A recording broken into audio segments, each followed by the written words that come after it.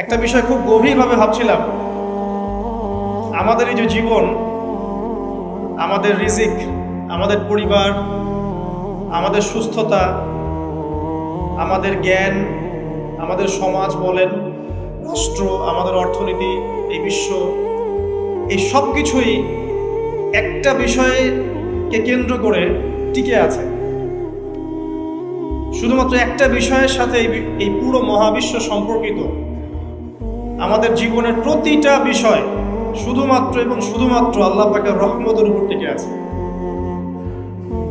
আল্লাহ পাকের রহমত আমাদের ব্যক্তি জীবন, পারিবারিক জীবন, আমাদের দেহ, আমাদের মন, আমাদের জ্ঞান, অর্থনীতি, ব্যবসা বাণিজ্য, আমাদের রাষ্ট্র, সব কিছুর মধ্যে শুধুমাত্র আল্লাহ পাকের রহমত দিয়ে ভর্তি।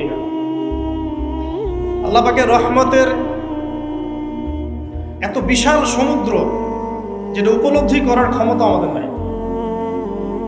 আমরা যদি সবাই ঠান্ডা মাথায় একটাবার খালি ভাবতে বসি, সবাই যার যার জায়গা থেকে ভাবি যে আল্লাহ পাক আমাদেরকে কি কি রহমত দিয়ে রেখেছেন, কি কি নিয়ামত দিয়ে রেখেছেন। ওয়াইন তাউদ্দু নি'মাতাল্লাহ লা তুহসুহা। তোমরা যদি আল্লাহ পাকের নিয়ামত গণনা করা শুরু করো, কোশ্চিন কালেও গুণে শেষ করতে পারবে না। আল্লাহ পাক সূরাতুল জুমারের মধ্যে বলেছেন, কুল ইয়া ইবাদিয়াল্লাযীনা আসরাফু আলা আনফুসিহিম। হে নবী, আপনি বলে দিন, আমার বান্দাদেরকে বলে দিন যে হে আমার বান্দারা, তোমরা যারা তোমাদের নফসের উপরে জুলুম করেছো। সুদীর্ঘকাল নামাজের খবর ছিল না, যাকাত দিইনি, হজ ফরজ হয়েছিল করি নাই, সওম রাখিনি, আল্লাহর দিন এগিয়ে নেওয়ার কোনো চেষ্টাই করি নাই। সুদীর্ঘকাল হারাম খেয়েছেন, ঘুষ খেয়েছেন, জেনা করেছেন, বাদ্যযন্ত্র বাজিয়েছেন, অশ্লীলতা এর মধ্যে ডুবেছিলেন, মাদকদ্রব্য সেবন করেছেন। সুদীর্ঘকাল তোমরা যারা নিজেদের নফসের উপর জুলুম করেছো, লা তাকনাতু মির রাহমাতিল্লাহ, তোমরা আল্লাহ পাকের রহমত থেকে নিরাশ হয়ে যাও। তোমরা আল্লাহ পাকের রহমত থেকে নিরাশ হয়ে যাও না। ইন্নাল্লাহা ইয়াগফিরুয যুনুবা জামিআ। আল্লাহ পাক চাইলে সমস্ত গুনাহ মাফ করতে পারেন। ইন্নাহু হুয়াল গফুরুর রহিম। তিনি হচ্ছেন পরম করুণাময়, অসীম দয়ালু। আমি আলোচনা সামনে নিয়ে যাওয়ার আগে আরেকটা বিষয় বলে রাখতে চাই। এই আলোচনাকে একপাক্ষিকভাবে, একপেশেভাবে বুঝে নেওয়ার কোনো সুযোগ নেই।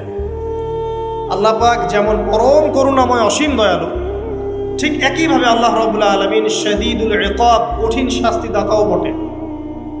এই দুটো বিষয় মাথায় রেখেই আল্লাহর রহমতের আশাও করতে হবে এবং আল্লাহ পাকের গজবের ভয়ও করতে হবে। এর মাঝখানেই হচ্ছে ঈমান। এই জায়গা থেকে আলোচনা বুঝতে হবে। আল্লাহ পাক তৌফিক এনায়েত করুন, আমিন। আমাদেরকে আল্লাহ রাব্বুল আলামিন তার রহমত থেকে নিরাশ হতে বারণ করছেন। যে যত পাপ করেছে জীবনে, যদি একটা বার কেউ যদি আল্লাহ পাককে মন থেকে ডাকে, চোখ দিয়ে ঝরঝর করে পানি পড়ে, আল্লাহ পাককে বলে, সেজদায় গিয়ে পড়ে আল্লাহকে বলে রব্বিক ফিরলি, আল্লাহ আমাকে মাফ করুন, তার মনের মধ্যে যদি সততা থাকে, মন থেকে যদি সেই কথাটা বলে থাকে, আল্লাহ পাক শুধু তাকে ক্ষমাই করবেন না, তার সমস্ত গুনাহগুলোকে আল্লাহ নেকি দিয়ে পরিবর্তন করবেন। একটা হাদিস পড়ছিলাম, নবী করিম সাল্লাল্লাহু আলাইহি ওয়াসাল্লাম তিনি বলছেন যে লাম্মা কাদাল্লাহুল খালক, যখন আল্লাহ রাব্বুল আলামিন এই মহাবিশ্ব সৃষ্টি করেন, তখন আল্লাহ রাব্বুল আলামিন কাতাবা কিতাবান, একটা কিতাব লিখেছেন। একটা কিতাব আছে আল্লাহর কাছে। কাতাবা কিতাবান ফাহুয়া ইনদাহু ফাওকাল আরশ, যে কিতাবটা আল্লাহর নিজের কাছে আছে, আরশের উপরে। সেখানে আল্লাহ পাক লিখে রেখেছেন, কি লিখেছেন? ইন্না রাহমাতি সাবাকাত গাদাবি। প্রতিটা ক্ষেত্রেই আমার রহমত, আমার দয়া, আমার করুণা আমার গজবকে পরাজিত করেছে। মানে আল্লাহ রাব্বুল আলামিনের গজব, এর উপরে আল্লাহ পাকের রহমত অবস্থান করছে। জীবনের কোনো ক্ষেত্রে হতাশ হওয়ার কোনো সুযোগ নেই। আজকে পারিবারিক ভাঙন বলেন, ব্যক্তি পর্যায়ের আত্মিক ধ্বংসই বলেন, সমাজের বিপর্যয় বলেন, যাই বলেন, পিছনে একটা বড় কারণ আছে। সেটা হলো আল্লাহ থেকে দূরে থাকা মানুষ, আল্লাহ থেকে হতাশ হয়ে যাওয়া। আর এই কাজটা শয়তান করিয়েছে মানুষকে আল্লাহ থেকে দূরে সরানোর। কিন্তু আল্লাহ রাব্বুল আলামিনের কাছে কেউ যদি যেতে চায়, মন থেকে যদি আল্লাহকে একটা বারও ডাকে, আল্লাহ পাক এক ডাকের মাধ্যমেও তার গুনাহ মাফ করতে পারে। দুজন ব্যক্তির ঘটনা পড়লাম। একজন ব্যক্তি প্রচন্ড রকম আবেদ, প্রচুর ইবাদত করে। আপনারা জানেন ইবলিসও কিন্তু আবেদ ছিল, ইবলিস কিন্তু প্রচুর ইবাদত করেছে। এখন ওই ব্যক্তির একজন বন্ধু ছিল, এটা বানু ইসরাইলের ঘটনা। তো সেই বন্ধু পাপী ছিল, বিভিন্ন কবিরা গুনাহ করত। আর এই আবেদ ব্যক্তি বারবার তাকে নসিহত করত, গুনাহ ছেড়ে দাও, তুমি পাপ করছো, গুনাহ ছেড়ে দাও। তখন সেই ব্যক্তি যে পাপ করছে সে বলতো যে আল্লাহ কি তোমাকে আমার রক্ষক বানিয়েছেন? আল্লাহ কি তোমাকে আমার উপর দারোগা বানিয়েছেন? আমাকে আল্লাহর হাতে ছেড়ে দাও, আমাকে নসিহত করতে শোনা। একদিন এই আবেদ ব্যক্তি তার বন্ধুকে একটা জঘন্য পাপ করতে দেখল, এমন একটা পাপ যেটা দেখে তার মনে ধারণা আসলো এটা চরম জঘন্য একটা কাজ। তখন সে মুখ ফুসকে বলে ফেলল যে আল্লাহ তোকে আর মাফ করবে না, আল্লাহ তোকে জান্নাত দিবে না। আল্লাহ রাব্বুল আলামিন মালাকুল মউতকে এই দুজনের কাছে পাঠালেন, দুজনের রূহকে কবজ করা হলো। এবার আল্লাহ পাক তার সামনে তাদেরকে উপস্থাপন করে বললেন যে তোমাকে আমার রহমত সম্পর্কে কে গ্যারান্টি দিয়েছে যে আমি কাউকে রহমত করবো কি করবো না? যাও, আমি তোমাকে জাহান্নামে পাঠালাম, ওই ব্যক্তি যে আমার রহমত প্রত্যাশা করেছে আমি তাকে জান্নাত দিয়ে দিলাম। দেখুন, এই হাদিসটা শুনলে মনে হয় বাহ্যিক হয়তোবা মুখের একটা কথার কারণেই সে জাহান্নামে চলে গেল। আসলে বিষয়টা আমি আপনাকে বোঝাচ্ছি। বিষয়টা হচ্ছে ইবলিসের মতো। ইবলিস কিন্তু শুধু মন থেকেই বলেনি যে খালাকতানি মিন নার ওয়া খালাকতাহু মিন তিন, আমি কেন তাকে সিজদা করব আদমকে? আদম তো মাটির তৈরি আর আমি তো আগুনের তৈরি। এটা ইবলিসের শুধু মৌখিক স্টেটমেন্ট ছিল না, কারণ কি ছিল? আবা ওয়াস্তাকবারা, সে উদ্ধত হয়েছিল, অহংকার প্রদর্শন করেছিল। ভিতর থেকে ইন্টারনালি সে অহংকারী ছিল, সে আন্ডার এস্টিমেট করে কথাটা বলেছে, শুধু মৌখিকভাবে বলে নাই। কিন্তু ঠিক এই ব্যক্তির ঘটনা এমনই, সে মন থেকে অহংকারী হয়ে উঠেছিল, যদিও বা সে আবেদ ছিল। এখানে আমরা যারা প্র্যাকটিসিং মুসলিম হওয়ার চেষ্টা করছি, আমাদের জন্য এখানে নিদর্শন আছে। অযথ নামাজ পড়েই ভেবে বসবেন না যে অনেক কিছু করে ফেলছে, এক চিল্লা দিয়ে মনে করে ফেলবেন না যে দিনের জন্য অনেক কিছু করে ফেলছে। একটা হজ করেছেন, ওমরা করেছেন, সিয়াম রেখেছেন, দিনের জন্য দান সৎকার করেছেন, একটা মাদ্রাসা মসজিদ করেছেন, ভেবে বসবেন না আপনি সব অনেক কিছু করে ফেলছেন এবং অন্যরা সব কক্রোচ তেলা পোকা, ওরা জাহান্নামে যাবে, এমনটা মনে করেন। জানি না আমরা যে কার আমলের কতটুকু আল্লাহর কাছে কবুল হচ্ছে। তো এখানে এই ব্যক্তির সমস্যা ছিল এই, সে নিজের আমলটাকে অনেক ভারী মনে করছিল এবং সে স্টেটমেন্ট দিয়ে ফেললো যে তোকে আল্লাহ মাফ করবে। এই একটা কথা মন থেকে বলার কারণে তার ইহকাল পরকাল দুটা বরবাদ হয়ে গেল, সে জাহান্নামে চলে গেল। ঠিক আরেক ব্যক্তির ঘটনা আছে এমন, এগুলো সবগুলো রেফারেন্স আছে। এক ব্যক্তি প্রচুর ইবাদত করত, আল্লাহ পাক তার ইবাদত করার জন্যে পাহাড়ের চূড়ায় একটা সুন্দর ব্যবস্থাও করে দিয়েছিলেন। সেখানে ডালিম গাছ হতো, ঝর্ণা আসতো, খাবারের কোনো অভাব নাই। হাদিসে এসেছে 500 বছর সে ইবাদত করেছে। কত বছর? কিয়ামতের মাঠে এই ব্যক্তির অবস্থা এমন হবে, তাকে জান্নাতে প্রবেশ করানোর জন্য নিয়ে যেতে বলা হবে যাও আমার রহমতে জান্নাতে চলে যাও। আল্লাহ পাক তাকে এই কথাটা বলবেন, কিন্তু এই ব্যক্তি বলবে আমার আমলের কারণে আল্লাহ পাক বলবেন আমার রহমতে জান্নাতে চলে যাও। ব্যক্তি বলবে আমার আমলের কারণে। আল্লাহ রাব্বুল আলামিন তখন তাকে দেওয়া সমস্ত নেয়ামতগুলোকে এক পাল্লায় করবেন আর তার সমস্ত আমলকে আরেক পাল্লায় করবেন। তারপর দেখা যাবে আল্লাহর সমস্ত নিয়ামত তার একটা চোখের সমান হয় না। কথা কি বুঝতে পারছেন? একটা চোখের যে নিয়ামত আল্লাহ পাকের, সমস্ত আমলও 500 বছরের ইবাদত এতটুকু হয়নি। তারপর তাকে বলা হবে ওকে জাহান্নামে নিয়ে যাও। এবার জাহান্নামে যাওয়ার সময় সে বলবে আল্লাহ তোমার রহমতে আমাকে মাফ করো। তখন আল্লাহ পাক তাকে আবার ডেকে নিয়ে আসবে, বলবেন যে তোমাকে যে আমি ইবাদত করার জায়গা করে দিয়েছিলাম, এটাকে তুমি নিজে করেছো না আমি করেছি? সে বলবে আপনি করেছেন। তোমাকে যে আমি সৃষ্টি করেছিলাম তখন কি তুমি কোনো আমল করেছিলে? বলবে না। তাহলে তোমাকে যে সৃষ্টি করেছি আমি, এটা কি তোমার আমলের কারণে? না। তোমাকে সারা দুনিয়াতে এত নিয়ামত দিয়েছি, এটা কি তোমার আমলের কারণে? সে বলবে না। তখন তাকে জান্নাতে প্রবেশ করানো হবে। কিয়ামতের মাঠে এমন অনেক ঘটনা ঘটবে যেটা আমাদের চিন্তার বাইরে। আরেকজন ব্যক্তিকে ডেকে আনা হবে, যে ব্যক্তি একটা দুটা নয় বরং 100টা খুন করেছে। সে 99 জন মানুষকে হত্যা করার পর ফতোয়া খুঁজে বেড়াচ্ছিল যে আমার তওবা কবুল হবে কিনা। একজন আবেদের কাছে গিয়েছে। আবেদ আর আলেম কিন্তু এক জিনিস না। আবেদ মানে যে প্রচুর ইবাদত করে, তার জ্ঞান কম, সে শুধু জানে কিভাবে ইবাদত করতে হয়। আলেম হচ্ছে সে যে শরীয়তের গভীর জ্ঞান জানে, আবার ইবাদতও করে। আবার যারা জ্ঞান আছে আমল নাই, সেও কিন্তু প্রকৃত আলেম না। প্রচুর জ্ঞান আছে কিন্তু জ্ঞান অনুযায়ী আমল করে না, সেও কিন্তু প্রকৃত আলেম নন। এবার আসেন, তো এই আবেদের কাছে গিয়ে সে বলছে আমার কি ক্ষমা হবে? আমি 99টা খুন করেছি। সে বলল তোমার আবার ক্ষমা? তোমার ক্ষমা নাই। তখন এই ব্যক্তি এই আবেদকে হত্যা করে 100টা খুন পূর্ণ করলো, ওকেও সে মেরে ফেলছে। আমার ক্ষমাই হবে না, তো তোর বেঁচে থাকার কি দরকার, তুইও মত। কি বুঝতে পারলেন? বর্তমান বিশ্বের উগ্র মাথার পলিটিশিয়ানদের মতো অবস্থা। আমার দেশের সমস্যা, তোর দেশ পারমাণবিক বোম্বের উড়াই দিব, মানে এরকম একটা অবস্থা। তো আল্লাহ রাব্বুল আলামিন এই ব্যক্তির মধ্যে একটা চেতনা তৈরি করলেন যে আমাকে তওবা করতে হবে। সে তখন সার্চ করতে লাগলো আরো কোনো আলেম আছে কিনা। এরপর অনেক দূরে একজন আলেমের সন্ধান পাওয়া গেল। সে সেখানে গেল, তাকে গিয়ে বলল আমার কি ক্ষমা হবে? সে আলেম তাকে বলল হ্যাঁ, তোমারও ক্ষমা হতে পারে, যাও তুমি ইস্তেগফার করো এবং এই এলাকা থেকে অন্য এলাকায় চলে যাও।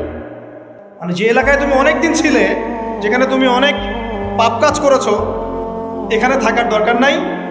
তওবা করে তুমি অন্য কোথাও চলে যাও, নতুন একটা জীবন শুরু করো। এখানে থাকলে হবে কি, তোমার স্মৃতিগুলো তোমাকে তাড়িয়ে বেড়াবে এবং মানুষ তোমাকে খারাপ নজরে দেখতেই থাকবে, তুমি তখন কষ্ট পাবে। এই জন্য তুমি চলে যাও। তো চলে যেতে যেতে সে রাস্তায় ইন্তেকাল করে। এবার তার রূহ নিবে কে? এই জন্য দুদল ফেরেশতা আসছেন, জান্নাতি এবং জাহান্নামী। তাদের মধ্যে বাক বিতরটা হচ্ছে কে রূহ নিয়ে যাবে। জাহান্নামের ফেরেশতারা বলছেন সে এতগুলো খুন করেছে, তার রূহটা আমরা নিব।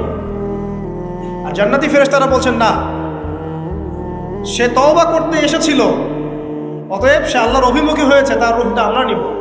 আল্লাহ পাক এখানে একটা কৌশল করলেন। আল্লাহ পাক ফেরেশতাদেরকে বললেন তোমরা রাস্তাটাকে পরিমাপ করে দেখো, যেদিকে যাচ্ছিল তার পরিমাপ বেশি নাকি যেখান থেকে এসেছে ওর পরিমাণ বেশি। আল্লাহ পাক জমিনকে আদেশ করলেন হে জমিন তুমি প্রশস্ত হয়ে যাও। এবার পরিমাপ করে দেখা গেল সে তওবার দিকে আসছিল, এর পরিমাণটা বেশি। একটা কাজের ওসিলা আল্লাহ পাক তাকে মাফ করবে। মনে রাখবেন এটা মৌখিক বিষয় ছিল না, সে মন থেকে ভিতর থেকে কিন্তু সে আল্লাহর প্রতি অনুগত হয়েছে। এই মনের বিষয়টা আল্লাহ ছাড়া কেউ জানে না।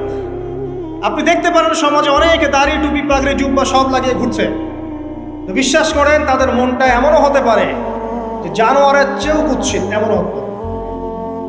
আবার আপনি দেখবেন সমাজে এমন অনেক মানুষ ঘুরছে যারা হয়তো অনেক পাপে লিপ্ত মনে হচ্ছে, কিন্তু মনের মধ্যে সততা আছে। আর যার মনের মধ্যে সততা আছে আল্লাহ পাক কোনো না কোনো দিন ইনশাআল্লাহ তাকে হেদায়েত দিবেন। এটা আমরা আমাদের অভিজ্ঞতা থেকেও দেখেছি। এমন অনেক মানুষকে আমরা দেখেছি যে ড্রাগ অ্যাডিক্টেড ছিল, মিউজিক করেছে,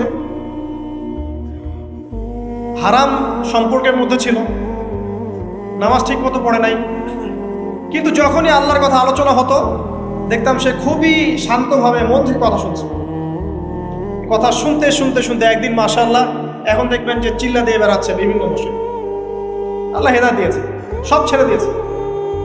এরকম মানুষের অভাব নাই কিন্তু সমাজে। তো এখানে আল্লাহ পাকের রহমত বা দয়ার একটা উজ্জ্বল দৃষ্টান্ত দেখতে পারবেন। ঠিক এরকম আরো একটা ঘটনা আছে বনু ইসরাইলের। এক ব্যক্তি এত পাপ করেছে যে শেষে মৃত্যুর সময় সে সন্তানদেরকে ডাকছে, ডেকে বলছে যে আমি যখন মারা যাব আমার লাশটাকে তোমরা কবর দিও না, যদি আল্লাহ পাক আমাকে ধরতে পারেন তাহলে খবর আছে আমার। কি করতে হবে? সে বলছে যে আমার দেহটাকে তোমরা পুড়িয়ে ফেলো। এবং পুড়িয়ে ফেলার পরে ছাইগুলোকে একত্রিত করবা, করে অর্ধেক ছাই সমুদ্রে ভাসিয়ে দিবা, অর্ধেক ছাই বাতাসে উড়িয়ে দিবা। সন্তানরা তাই করলো। মৃত্যুর পর আল্লাহ পাক এই সমুদ্র এবং জমিনকে বাতাসকে আদেশ করলেন যে তোমরা ছাই জড়ো করে দাও। আর মানুষ আর জিন আল্লাহর কথা না শুনলেও এই প্রকৃতি আল্লাহ পাকের কথা শোনে। বিজ্ঞান বলে প্রকৃতি থেকে সব হচ্ছে। কি প্রকৃতি? প্রকৃতি কি, কাকে বলে? মানুষকে আল্লাহর ইবাদতকে বাদ দিয়ে প্রকৃতি পূজায় নিয়ে গেছে। এই পুরো প্রকৃতি আর মহাবিশ্ব এক আল্লাহর ইবাদত করে। কে সৃষ্টি করলো প্রকৃতি? প্রাকৃতিকভাবে হয়েছে সবকিছু বলে, আল্লাহ থেকে হয়েছে বলা যাবে না। বললে আপনি মৌলবাদী হয়ে যাবেন। আল্লাহ শব্দ ইউজ করলে আপনি মৌলবাদী হয়ে যাবেন। ধর্মতাত্ত্বিক শব্দগুলোকে আস্তে আস্তে উঠিয়ে দেওয়া হয়েছে। দেখবেন যুক্তি, বিজ্ঞান, দার্শনিক শব্দগুলোকে আনা হয়েছে। এটাও টেকনিক্যালি করা হয়েছে। কোন সেকুলার মিডিয়াতে আপনি দেখবেন না ইনশাআল্লাহ বলছে। ইনশাআল্লাহ প্রমাণ করবে যে আপনি আস্তিক না নাস্তিক। তো প্রকৃতিকে আল্লাহ পাক আদেশ করলেন, এই সমুদ্র ছাই জড়ো করো, এই বাতাস ছাই জড়ো করো। তারা ছাই জড়ো করে দিল। এই ব্যক্তিকে বলা হচ্ছে তুমি জীবিত করে, আল্লাহ পাক বলছেন তুমি যে এই কাজটা করেছিলে, লিমা ফাআলতা হাদা, তুমি এই কাজটা কেন করেছো? তখন এই ব্যক্তি উত্তর দিচ্ছে, মিন খাশিয়াতিকা ইয়া রাব্বি ওয়া আনতা আ'লাম। হে আল্লাহ, আমি আমার বুঝে যা এসেছে আপনার ভয়েই আমি এই কাজটা করেছি। আর আপনি খুব ভালো করেই জানেন যে আমি আপনার ভয়ে করেছি নাকি অন্য কোনো কারণে করেছি।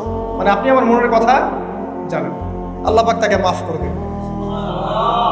আপনাদেরকে আমি সেই ব্যভিচারী মহিলার কথাও মনে করাই, যে ছিল একজন প্রস্টিটিউট মহিলা, পতিতা, যেটা আমরা বলি সমাজের ভাষায়। যদিও এখন নতুন শব্দ এসেছে সেক্স ওয়ার্কার বা যৌনকর্মী, এবং এগুলোকে আমরা এখন প্রমোট করছি।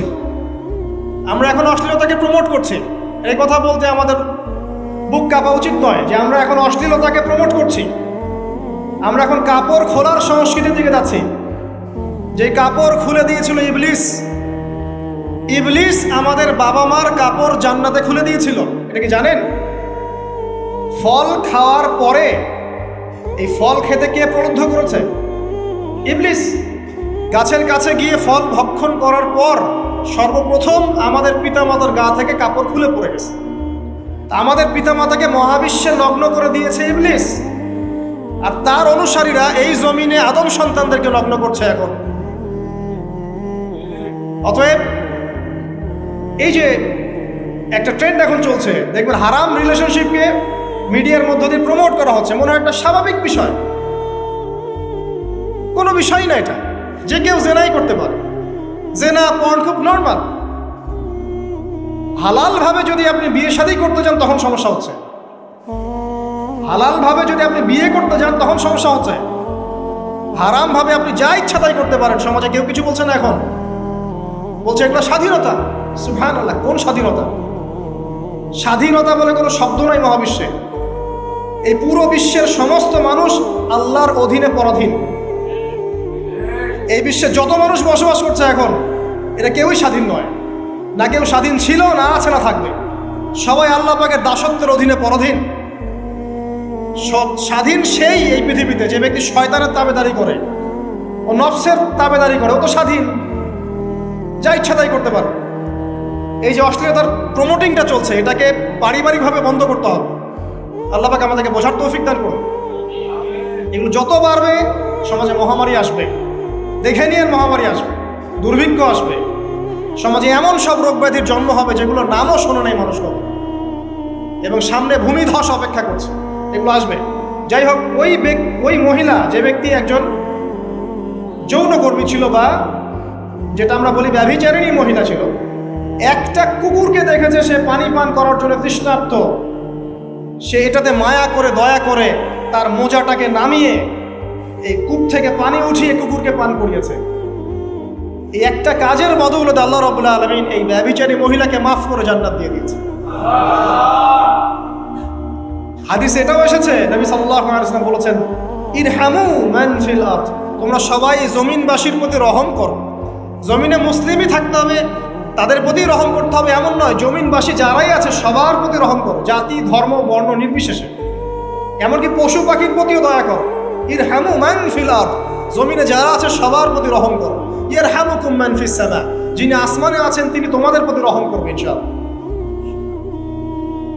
ইসলাম এই কথাগুলো বলেছে 1400 বছর আগে।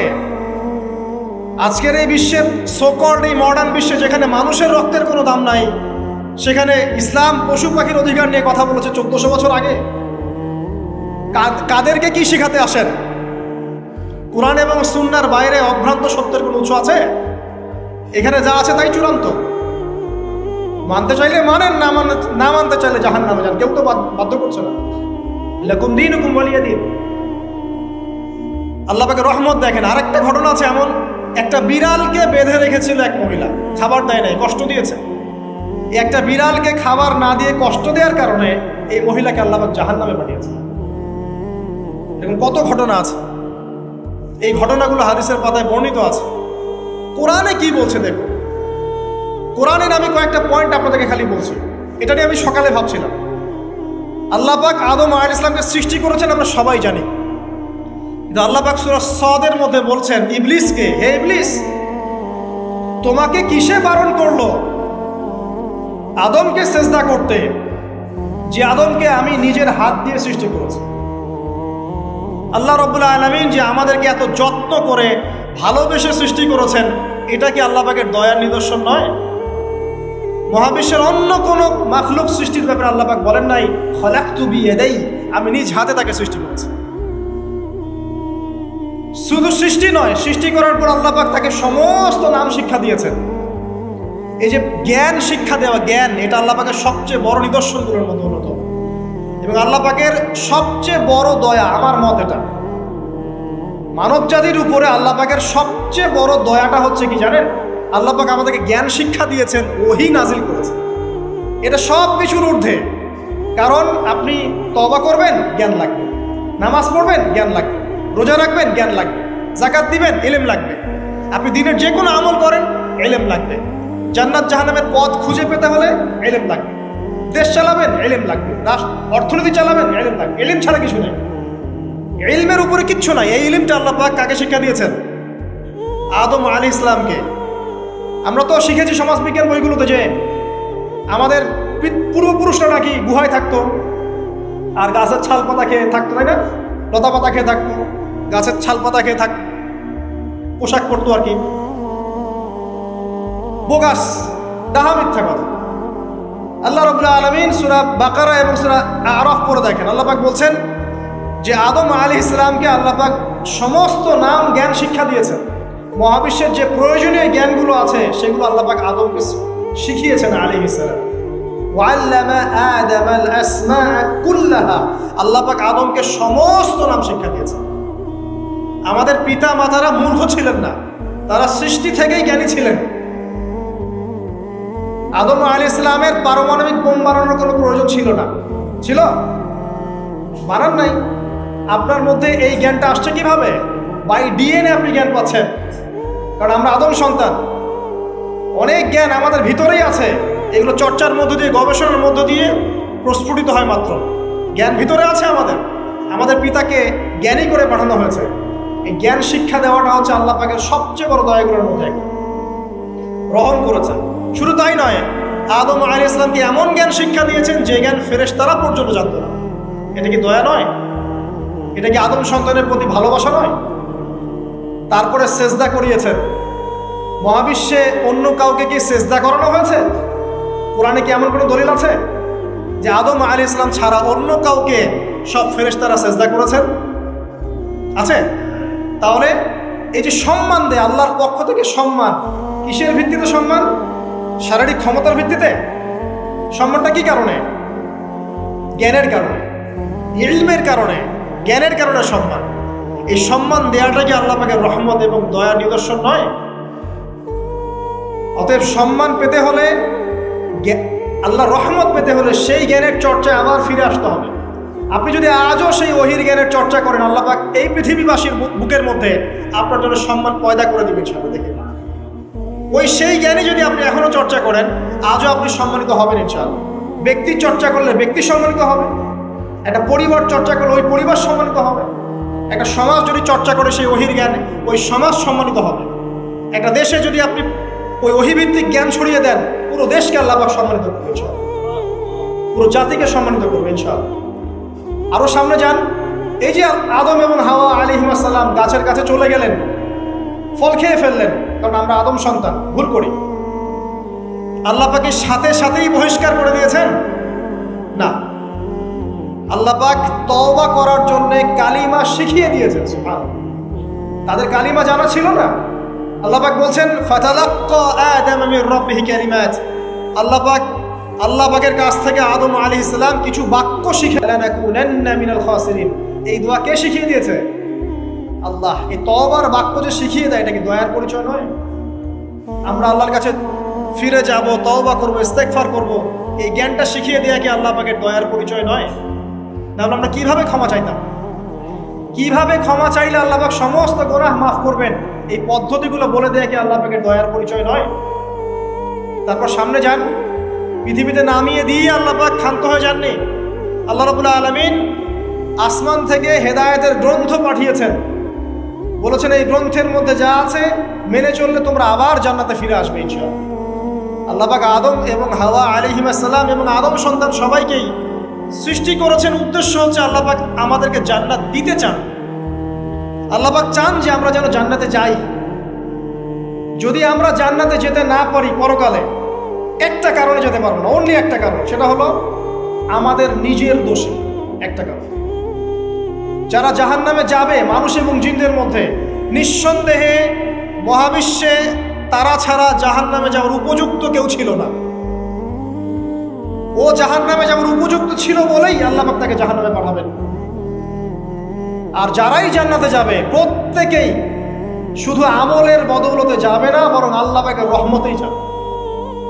কেউই তার আমল দিয়ে জান্নাতে যেতে পারবে না। নবী সাল্লাল্লাহু আলাইহি ওয়াসাল্লাম এমন ভাষ্য বলছেন, ইল্লা আনা, আমিও না, ইল্লা বিরহমাতিল্লাহ, আমিও নয়, তবে আল্লাহ পাকের দয়া আমাকে ঘিরে ধরবে। আল্লাহ পাকের রহমত যাদের উপরে বর্ষিত হবে তারাই জান্নাতে যাবে ইনশাআল্লাহ। আমল দিয়ে যেতে পারবে।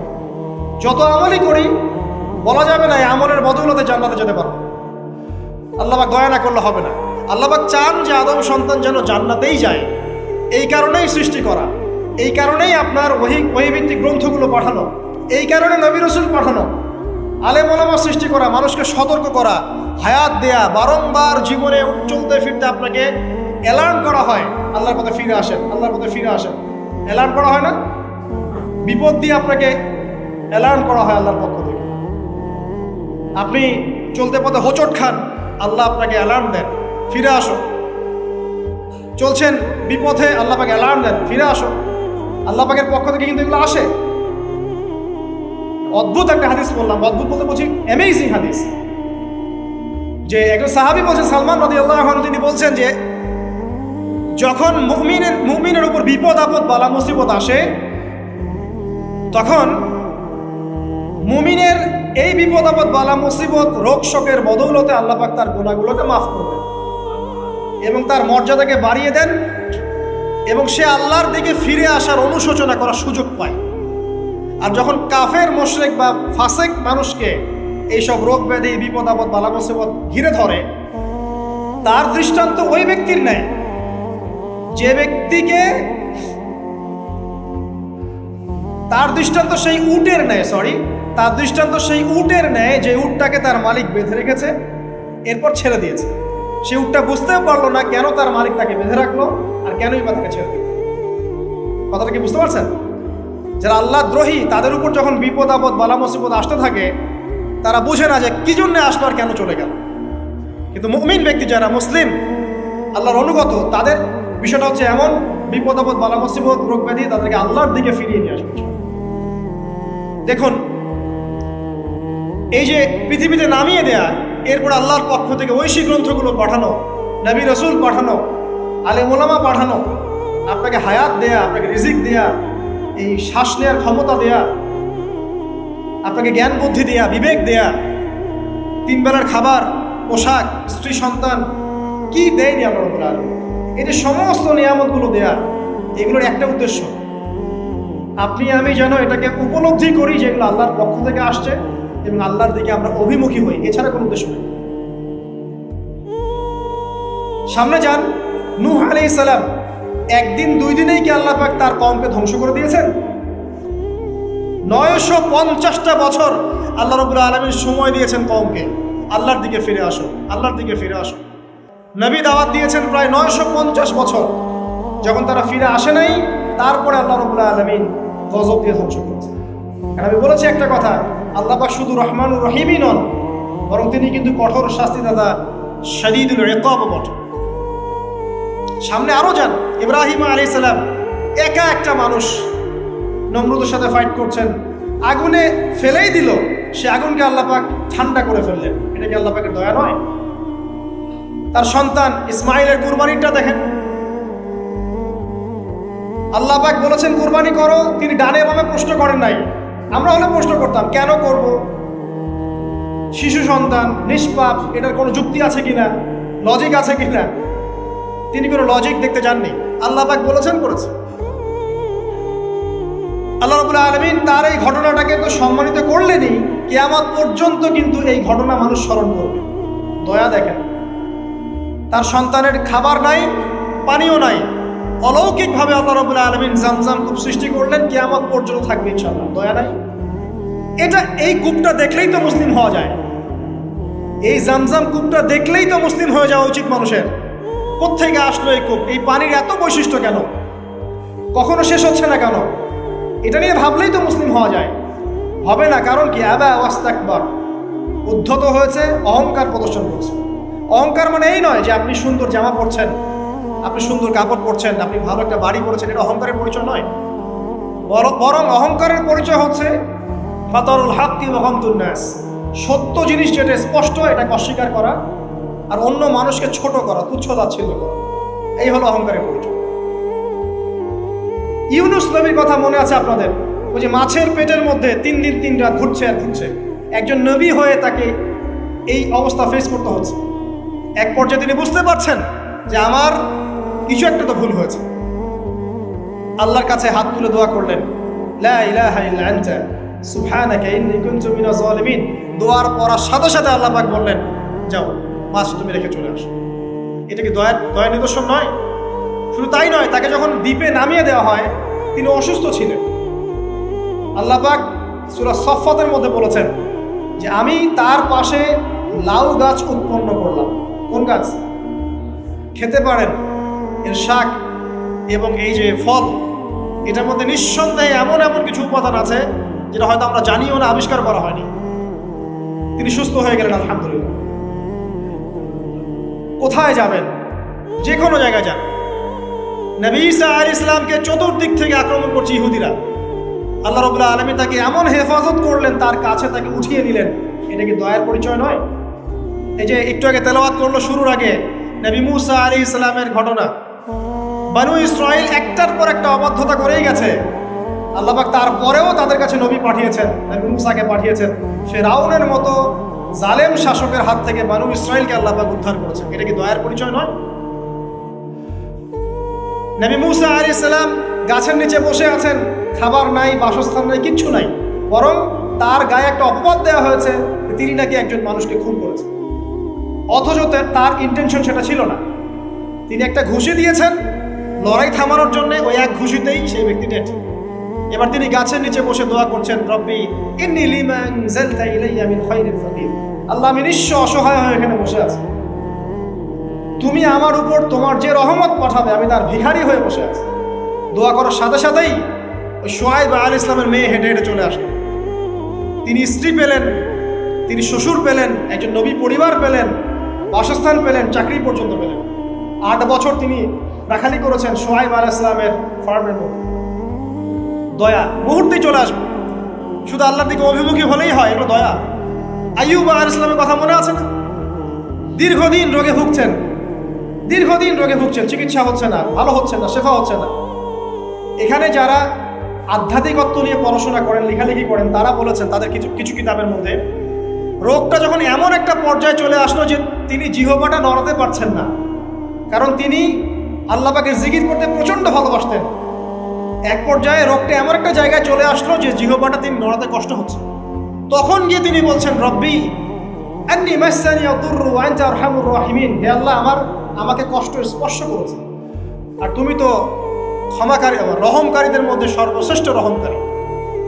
আমি জিকির করতে পর্যন্ত পারছি না, আল্লাহ আমার রোগটা শেফা দিয়ে দাও। বলার সাথে সাথে আল্লাহ রাব্বুল আলামিন প্রস্রবণ ঝর্ণা তৈরি করলেন, এখানে গোসল করো, শেফা হয়ে গেল। এগুলো কি রহমতের পরিচয় নয়? এখানে এক শ্রেণীর স্কলার এমনও বলেছেন, আজকে আমরা যারা বাহ্যিক সৌন্দর্য নিয়ে বেশি গর্ব করি আর কি, আত্মিক সৌন্দর্যের চাইতে বাহ্যিক সৌন্দর্য নিয়ে যারা বেশি গর্ব করি, যদি আল্লাহ পাক আমাদের পোশাকটাকে পরিবর্তন করে দেন, আত্মাটাকে দেহের পোশাক দেন আর দেহটাকে আত্মার পোশাক বানায় দেন, তাহলে দুর্গন্ধে কি আমাদের সামনে আসতে যাবে? কথা আপনারা বুঝতে পারছেন না? আইয়ুব আলাইহিস সালামের আত্মাটা ছিল পবিত্র, পরিশুদ্ধ, তার দেহের মধ্যে রোগ হয়েছিল। আর এই পুরো বিশ্বের ম্যাক্সিমাম লোকের মানুষের রোগ এখন আত্মায়, দেহে নয়। আবার বলছি, হয়তো বুঝতে পারছেন না। আইয়ুব আলাইহিস সালামের রোগটা হয়েছিল দেহে, বাইরে। তার আত্মা ছিল পবিত্র, পরিশুদ্ধ আত্মা। দেহের রোগের একটা পর্যায়ে যখন জিহ্বাটায় ইফেক্ট হলো, তখন জিকির করতে তার কষ্ট হচ্ছে, তখন তিনি দোয়া করছেন, আল্লাহ আমার এই রোগটাকে শেফা দিন। আর এখনকার পুরো জেনারেশন এই সভ্যতার রোগ হচ্ছে ভিতরে, আত্মায়। দেহের রোগের চাইতে তার আত্মার রোগটা বেশি। এখন এই আত্মাটাকে যদি দেহ বানিয়ে দেওয়া হয় আর দেহটাকে আত্মার পোশাক পরিয়ে দেওয়া হয়, দুর্গন্ধে কেউ সামনে আসতে চাবে না। তাই আইয়ুব আলাইহিস সালামের সেই দোয়া এখন আমাদের বেশি করা উচিত। রব্বি আন্নী মাসসানি আদ-দুররু ওয়া আনতা আরহামুর রাহিমিন, আল্লাহ আমাদের আত্মায় রোগ এসেছে, এটাকে তুমি শেফা দাও।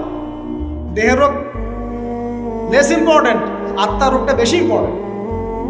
এরকম নিদর্শন কোরআনের পাতায় পাতায় ছড়িয়ে আছে।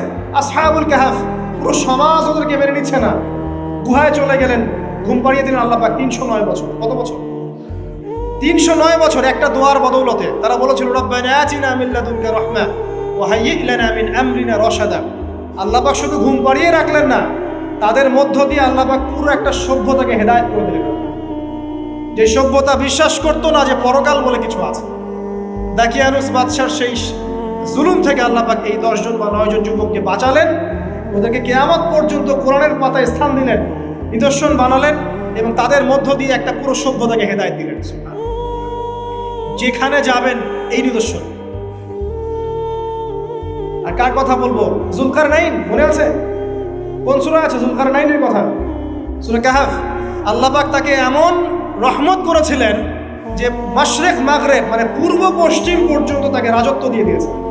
আজকে তো আমরা এই সামান্য একটু ক্ষমতা পেলেই আমাদের কেউ চেনে না, গায়ে হাতি দেওয়া যায় না, ঠিক আছে? মানে তখন সে নিজেকে মনে করে যে সে এই পৃথিবীর সবকিছু, বাকি মানুষ আর মানুষ না। ক্ষণস্থায়ী সামান্য একটু ক্ষমতা দিয়ে দেখবেন আমাদের অবস্থা খারাপ। প্রত্যেকের ধর্মতাত্ত্বিক ক্ষেত্রেও যদি কাউকে আপনি ক্ষমতা ধাওয়ার আলেম মনে করেন, দেখবেন অহংকারে বাঁচতেছে। কারো একটু পপুলারিটি হয়ে গেছে, দেখবেন অহংকারে বাঁচতেছে। আইওয়াশ শোডাউনের জামানা তো এটা, যে যত পারে মানুষকে দেখাতে পারলে বাঁচে। কাজ হবে 5%, 95% হচ্ছে আইওয়াশ। যে কোনো জায়গায়, ধর্মতাত্ত্বিক জায়গা বলেন, social, economical, political, world affairs, কাউকে যদি আল্লাহ পাক যাররা পরিমাণ একটু ক্ষমতা দিয়ে দিয়েছেন, ব্যাস তাকে আর চেনা যায় না। যুলকারনাইনকে আল্লাহ পাক আলাইহিস সালাম মাশরিক মাগরিবের ক্ষমতা দিয়েছেন। এত দাপট ছিল তার, যেদিকে সেনাবাহিনী নিয়ে যেতেন সেদিকে বিজয় করতে পারতেন। পড়ে দেখেন। আর এই ব্যক্তি কিন্তু আলেকজান্ডার দ্য গ্রেট নয়। পশ্চিমারা এখানে আবার একটা ষড়যন্ত্র করেছে। তারা বলে এই ব্যক্তি ছিল আলেকজান্ডার দ্য গ্রেট। এটা ভুয়া কথা। তিনি একজন আল্লাহ পাকের বড় ওলি ছিলেন অথবা নবী ছিলেন। কি ছিলেন আল্লাহ পাক এটা কোরআনে বলেননি, স্পষ্ট করেন। তা আমরা ধরে নিচ্ছি আল্লাহ পাকের তিনি একজন শুকরগুজার বান্দা ছিল। তাকে একটা কওম বলছে যারা পাহাড়ের মাঝখানে থাকতো, ইয়া যুলকারনাইন, হে যুলকারনাইন, ইন্না ইয়াজুজ ওয়া মাজুজ মুফসিদুনা ফিল আরদ। ইয়াজুজ আর মাজুজের সভ্যতা জমিনে ফাসাদ সৃষ্টি করছে। ফাহাল নাজআলু লাকা খারাজান আলা আন তাজআলা বাইনানা ওয়া বাইনাহুম সাদ্দা। আমরা কি তোমাকে একটু ট্যাক্স দিব, খাজনা দিব, যে খাজনার বদৌলতে তুমি একটা প্রাচীর নির্মাণ করে দিবে, যে প্রাচীর নির্মাণ করলে ওরা আর আমাদের কাছে আসতে পারবে না। তখন এই প্রতাপশালী বাদশার স্টেটমেন্ট হচ্ছে এই, ক্বালা মা মাক্কান্নী ফীহি রাব্বী খায়র। আল্লাহ আমাকে যা দিয়েছেন তার পক্ষ থেকে এটা যথেষ্ট, তোমাদের এসব ট্যাক্সের দরকার নেই, যে আল্লাহ পাকের রহমত দেখেন। ঠিক খিজির আলাইহিস সালামকেও দেখবেন, ওই 3টা ঘটনা মনে আছে না? নৌকা ফুটা করা, বাচ্চাকে হত্যা করা, আর হচ্ছে কি ওই যে কি দেয়াল নির্মাণ করা। সূরা কাহফ আজকে বাসায় গিয়ে পড়েন। তাকে আল্লাহ পাক ভবিষ্যতের জ্ঞান দেখাচ্ছেন, ভবিষ্যতে কি হবে, যে জ্ঞানটা মুসা আলাইহিস সালামকে আল্লাহ পাক দেখাচ্ছেন না। মুসা আলাইহিস সালাম বলছেন, কেন নৌকা ফুটা করলেন, কেন বাচ্চাকে হত্যা করলেন, কেন এই প্রাচীর নির্মাণ করলেন? আর খিদির আলাইহিস সালাম বলছেন, যে জ্ঞান আল্লাহ তোমাকে দেন নাই তা আল্লাহ পাক আমাকে দিয়েছেন। আমি এই কারণে নৌকা ফুটা করছি, কারণ নৌকা ফুটা না করলে ভবিষ্যতে এই নৌকাটা সিজ করা হবে, ছিনতাই করা হবে। বাচ্চাটাকে হত্যা করেছে এই কারণে, এই বাচ্চা বড় হলে বড় কাফের হতো। দেয়াল নির্মাণ করেছে এই কারণে, এই দেয়ালের নিচে এই বাচ্চাদের এতিম 2 বাচ্চার গুপ্তধন রাখা আছে, ওর বাবা মা রেখেছে। এটা তুমি জানো না, আমি জানি। এটা জানার পরে তিনি অহংকার করছেন না, তিনি বলছেন রাহমাতাম মির রাব্বি, এই জিনিসটা আমার রবের রহমত, আমার দয়া। 2 শ্রেণীর মানুষ আপনি পাবেন।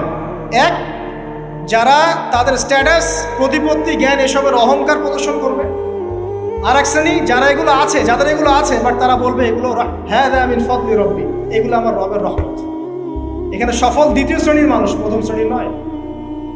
ইউসুফের কথা মনে আছে? আলাইহিস সালাম কুয়ায় ছিলেন, কুয়া থেকে জেলে, কুয়া থেকে রাজপ্রাসাদে, সেখান থেকে জেলখানায়। জেলখানার একটা মানুষ যে পরবর্তীতে মিশরের শাসক হবে, কেউ কি ভেবেছিল? কেউ ভেবেছিল? ওই সময় কেউই ভাবে নাই। কিন্তু ওই মানুষটাকে আল্লাহ রাব্বুল আলামিন মিশরের রাজত্ব দিয়েছেন, যার মধ্য দিয়ে আল্লাহ পাক হাজার হাজার লক্ষ লক্ষ মানুষকে দুর্ভিক্ষের হাত থেকে বাঁচিয়েছেন। আল্লাহ পাকের পরিকল্পনা, রহমত দেখেন। প্রত্যেক আম্বিয়া কেরামের জীবনী পড়ে দেখেন, এরকম রহমতের অসংখ্য নিদর্শন কোরআনে এবং হাদিসে আছে। এখন শেষ করার আগে, এটা বলতে থাকলে অনেক সময় চলে যাবে, নামাজের সময় চলে যাবে, আমরা শেষ করছি। আমরা আসলে এখন যদি আল্লাহর রহমত পেতে চাই এবং আমাদের জীবনটাকে আল্লাহ পাকের আনুগত্যে, দাসত্বে, অহংকার মুক্তভাবে তওবা ইস্তেগফারের মধ্য দিয়ে কাটাতে চাই, তাহলে আসলে কি কি পয়েন্টস আমাদের কাজ করা দরকার? জাস্ট পয়েন্টসগুলো বলছি। 1 নাম্বার হচ্ছে জ্ঞান অর্জন করতে হবে। যে জ্ঞান আল্লাহ পাক আদম আলাইহিস সালামকে শিখিয়েছেন, ওই জ্ঞান চর্চা যদি আমরা বাড়াই, কোরআন সুন্নাহ ওহীর জ্ঞানের চর্চা যদি আপনারা বাড়াই, ইনশাআল্লাহ লাগবে না 15 মিনিট, আমি 5 মিনিট শেষ করছি। ওহীর জ্ঞানের চর্চা যদি আমরা বাড়িয়ে দেই, দেখবেন ইনশাআল্লাহ আল্লাহ পাক আপনার সম্মান, আপনার রিজিক, আপনার প্রতি করুণা, দয়া, মায়া, মহব্বত সব বাড়িয়ে দিবেন। এটা প্রথম পয়েন্ট। প্রিয় ভাইয়েরা, যারা আজকে লেকচার শুনছেন, যারা পরবর্তীতে অনলাইনে শুনবেন, ওহীর জ্ঞানের চর্চা। আমি বলছি না আপনি ডাক্তার হবেন না, ইঞ্জিনিয়ার হবেন না, জেনারেল লাইনে পড়বেন না, এই কথা আমি বলতে যাবো না কখনো। কারণ আমি জানি, আর কেউ বলুক না বলুক, অ্যাটলিস্ট আমি জানি এই ওয়ার্ল্ডকে ডিল করতে হলে বর্তমান এইসব আধুনিক জ্ঞানের কোনো বিকল্প নাই। কিন্তু এই জ্ঞানটার সাথে কোরআন সুন্নাহর জ্ঞান থাকতেই হবে। যখন এই 2টা জ্ঞান একত্রিত হবে, ইনশাল্লাহ এই জাতিকে ঠেকানোর কেউ থাকবে না। এই সহজ সরল কথাটা আমরা বোঝাতে ব্যর্থ হচ্ছি, অথবা কিছু মানুষ ইন্টেনশনালি এটাকে ঘুরিয়ে ফিরে উল্টা ব্যাখ্যা করছে। আর হ্যাঁ, এটা স্বীকার করছি, কিছু মানুষ আছে, কিছু ব্যাকডেটেড থিঙ্কিংস আছে আমাদের মধ্যে, যে আমরা আধুনিক শিক্ষাটাকে অনেক সময় গুরুত্ব দিচ্ছি না। এটা ঠিক নয়, এটা আমার মত। পরিবেশ বজায় রেখে, ইসলামী পরিবেশ বজায় রেখে আধুনিক শিক্ষায় শিক্ষিত হতে কোনো সমস্যা আছে? আর আধুনিক এই শিক্ষাগুলো অন-ইসলামিক শিক্ষা নয়। আপনি যে কোনো এডুকেশনের বেসে যান, ম্যাথামেটিক্সে যাবেন, অ্যালজেব্রায় যাবেন, আপনি কেমিস্ট্রিতে যাবেন, ফিজিক্সে যাবেন, বায়োকেমিস্ট্রি যাবেন, জ্যোতির্বিজ্ঞানে যাবেন, মেডিকেল সায়েন্স, প্রত্যেকটাতে দেখেন মুসলিমদেরকে খুঁজে পাবেন না। প্রত্যেকটা গোড়াপত্তন গিয়ে আপনি দেখবেন মুসলিমদের হাতেই হয়েছে।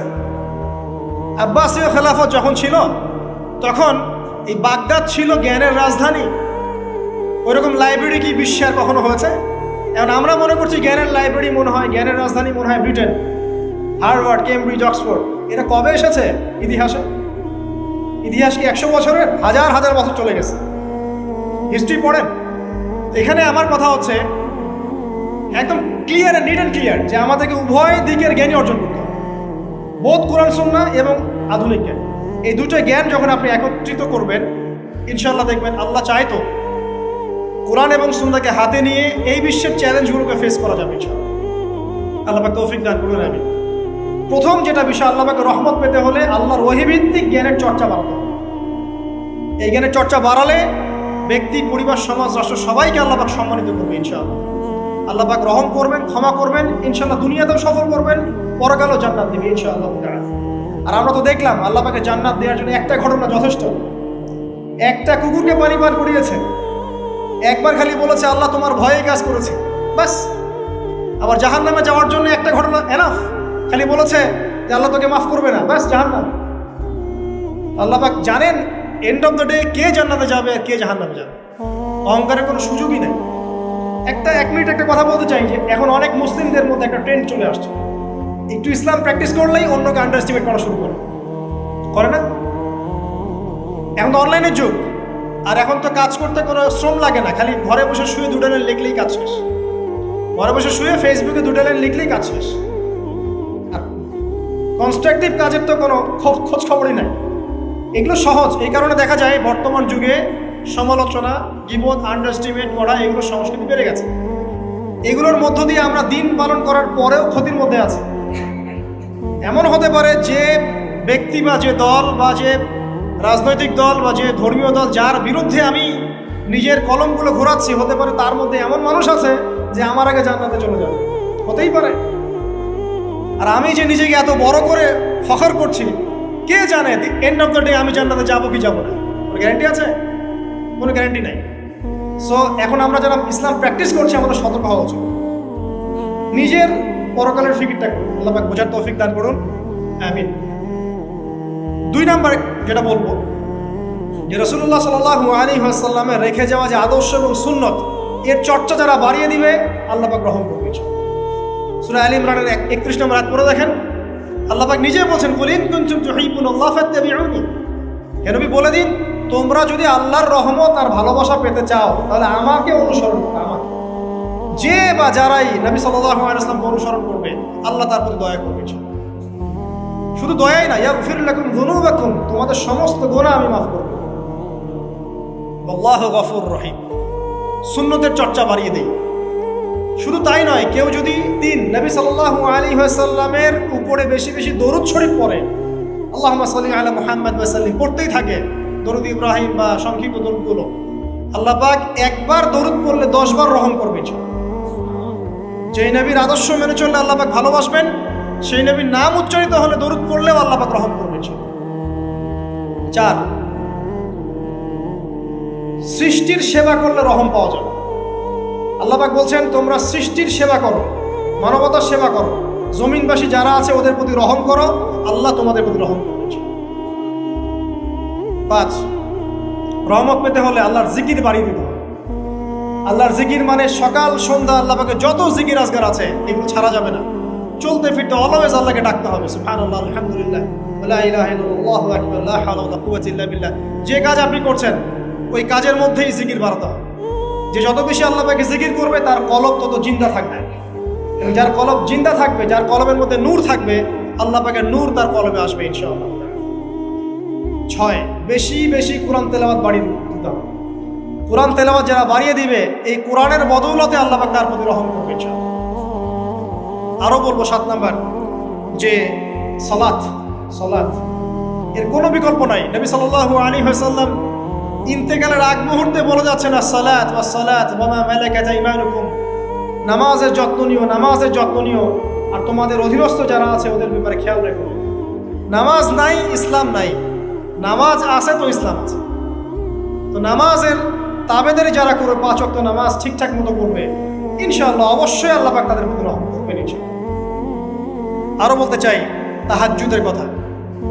যারা একটু তাহাজ্জুদের নামাজে অভ্যস্ত হতে পারবেন, ওই সময়টা আল্লাহ পাকের রহমত নেমে আসে, বর্ষিত হয়।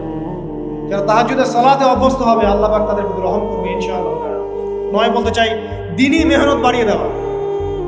যাদের ফিকির দিনকে নিয়ে, কিভাবে আমি দিন পালন করব, কিভাবে দিনের প্রচার করব, দিনের জ্ঞান অর্জন করব, এর প্রসার ঘটাবো, দিনটাকে মানুষের কাছে পৌঁছে দেব, এই ফিকির যাদেরকে তাড়িয়ে বেড়ায় ইনশাআল্লাহ আল্লাহ পাক ওদেরকে এই জমিনে রহম করবে ইনশাআল্লাহ।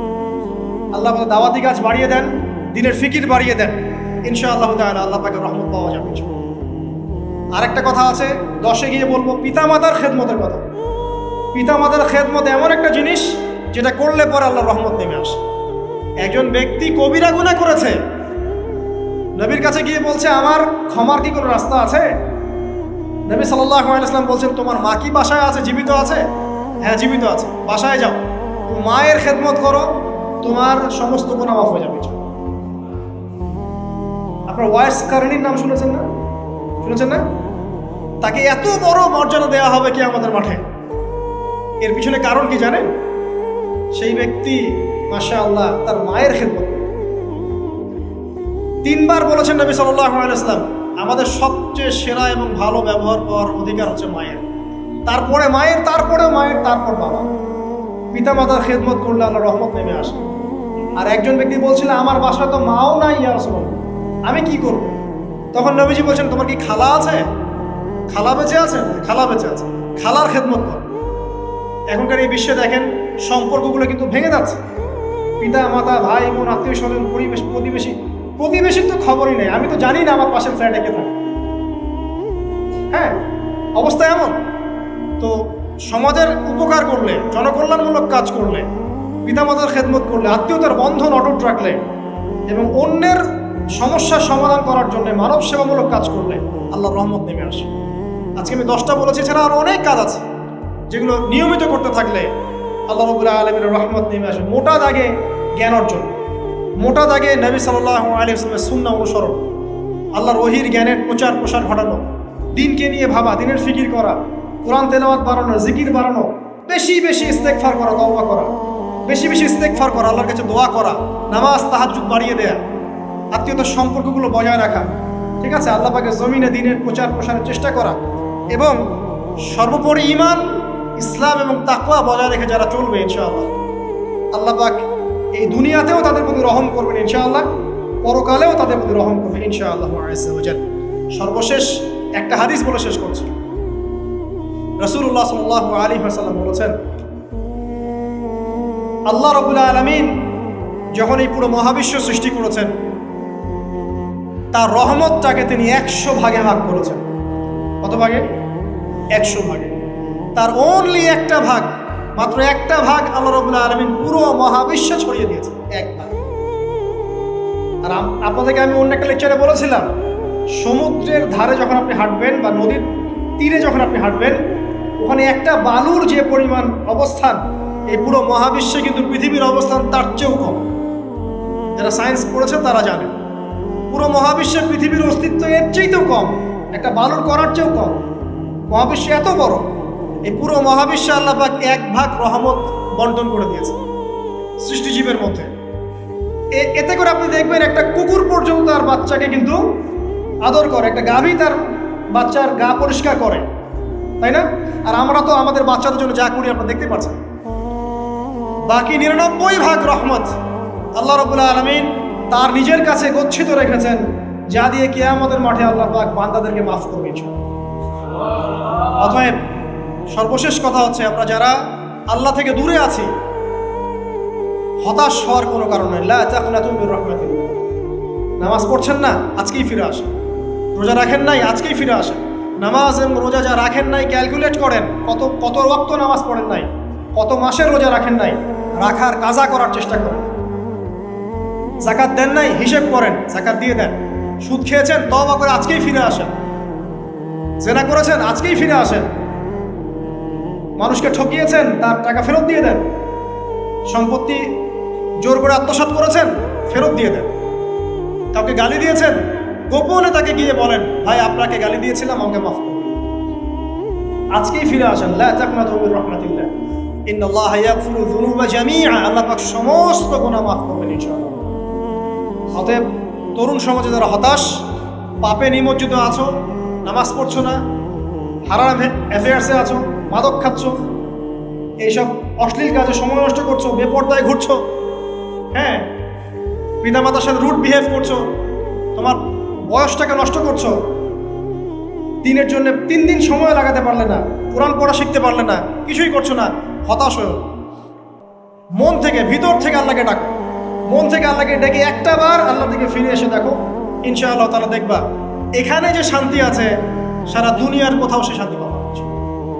এবং এই শান্তি নিয়ে তুমি যদি দুনিয়ার জীবন শেষ করতে পারো, তোমার কবর হবে শান্তিময়, তোমার হাসর হবে শান্তিময়, পুলসিরাত শান্তিময় হবে ইনশাআল্লাহ। হাসতে হাসতে তুমি জান্নাতে চলে যাবে ইনশাআল্লাহ। আমরা আজকের মতো এখানে শেষ করছি এই দোয়া করে, আল্লাহ রাব্বুল আলামিন আমাদের সবাইকে যেন রহম করেন এবং তার রহমত পাওয়ার জন্য যোগ্য হওয়ার তৌফিক আল্লাহ পাক আমাদেরকে দান করেন। এবং যেই কাজগুলো করলে পরে আল্লাহর রহমত থেকে মানুষ বঞ্চিত হয়, এই কাজগুলো দূরে থাকার তৌফিক আল্লাহ রাব্বুল আলামিন আমাদের সবাইকে দান করেন। আমিন। أقول قولي هذا أستغفر الله لي ولكم ولسائر المسلمين. بارك الله لنا ولكم بالآية الحكيم إنه تعالى جواد كريم بر رؤوف رحيم.